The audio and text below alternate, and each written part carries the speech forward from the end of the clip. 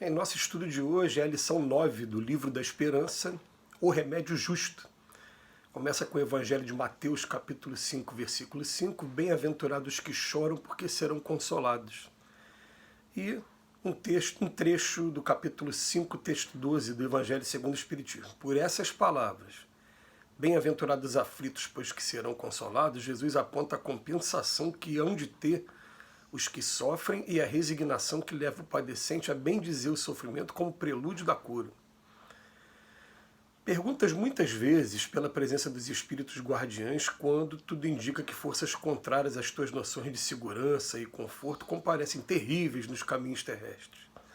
Desastres, provações, enfermidades e flagelos inesperados arrancam-te indagações aflitivas. Onde os amigos desencarnados que protegem as criaturas? Como não puderam prevenir certos transes que te parecem desoladoras calamidades? Se aspiras, no entanto, a conhecer a atitude moral dos espíritos benfeitores diante dos padecimentos dessa matriz, consulta os corações que amam verdadeiramente na terra. Ausculta o sentimento das mães devotadas que bendizem com lágrimas as grades do manicômio para os filhos que se desvairaram no vício, de modo a que não se transfiram da loucura para a criminalidade confessa. Ouve os gemidos de amargura suprema dos pais amorosos que entregam os rebentos do próprio sangue no hospital para que lhes seja amputado esse ou aquele membro do corpo, a fim de que a moléstia corruptora, a que fizeram jus pelos erros do passado, não lhes abrevie a existência. Escuta as pessoas abnegadas quando compelidas a concordarem chorando com os suplícios do cárcere para os companheiros queridos, evitando-se-lhes a queda em fossas mais profundas de delinquência. Perquire o pensamento dos filhos afetuosos ao carregar esmagados de dor os pais endividados em doenças infecto-contagiosas na direção das casas de isolamento, a fim de que não se convertam em perigo para a comunidade. Todos eles trocam as frases de carinho e os dedos veludosos pelas palavras e pelas mãos de guardas e enfermeiros, algumas vezes desapiedados e frios, embora continuem mentalmente jungidos aos seres que mais amam, orando e trabalhando para que lhes retorne ao seio. Quando vejas alguém submetido aos mais duros entraves, não suponhas que esse alguém permaneça no ouvido por parte dos benfeitores espirituais que lhe seguem a marcha. O amor brilha e paira sobre todas as dificuldades, à maneira do sol que paira e brilha sobre todas as nuvens.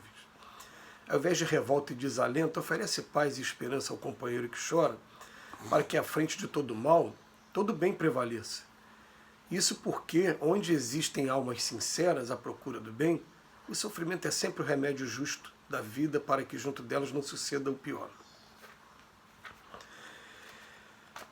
O que o Emmanuel está querendo trazer para a gente hoje? A gente é convidado sim a passar por provações, expiações, padecimentos muito grandes aqui na Terra.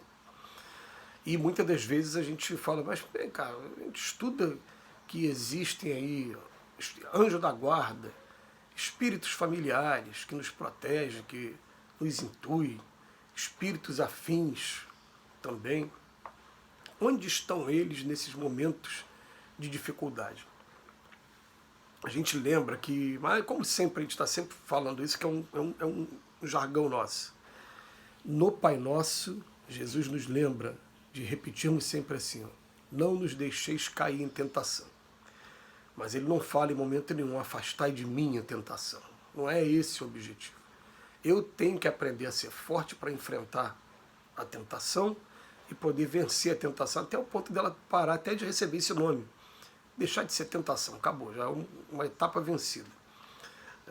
Mas para isso, eu tenho que me submeter a algumas provações. E algumas delas são provações duras mesmo que a gente passa.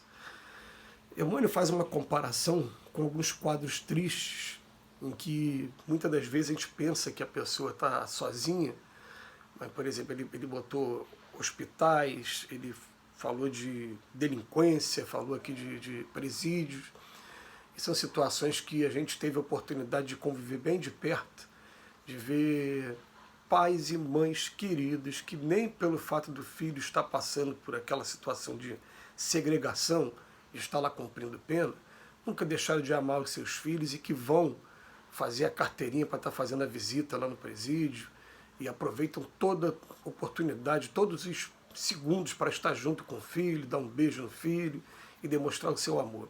Ali em momento nenhum está tendo indiferença, está tendo uma preocupação muito grande e muitas das vezes a pessoa ama tanto que ela sabe que aquela situação, por pior que pareça, ela naquele momento era necessária, porque se não fosse aquilo, ou o filho poderia tomar um caminho de mais criminalidade, ou então até poderia desencarnar aí na mão da violência urbana, né, da criminalidade. E isso acontece também com o hospital, principalmente. Todo mundo quer ter a pessoa que ama dentro de casa, mas tem alguns momentos que a gente sabe que a nossa casa não vai dar o suporte necessário, vai ter que ser realmente as portas e as paredes de uma UTI, da sala vermelha, como a gente fala, né?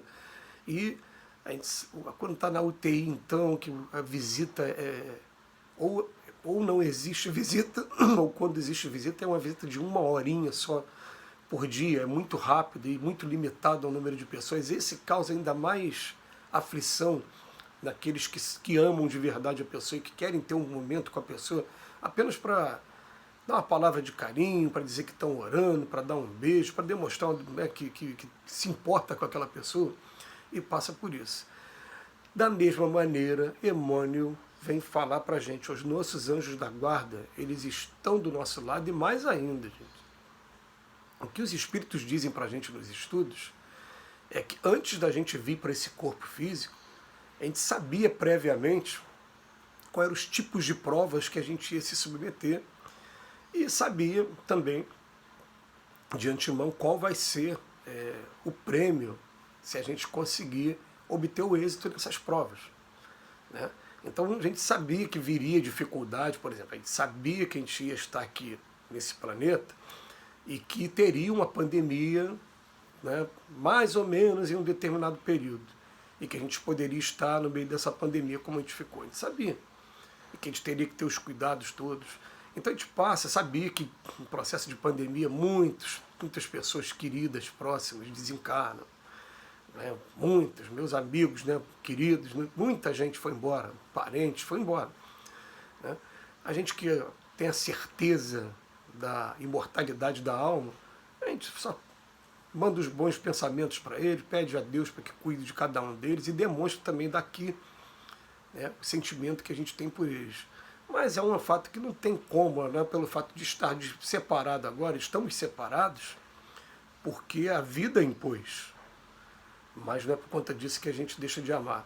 Então, a mesma comparação que é feita com o anjo da guarda com relação a gente, somos nós com relação àqueles que nós amamos, que foram para o outro lado. A gente está aqui velando por eles também, pedindo a Deus por eles.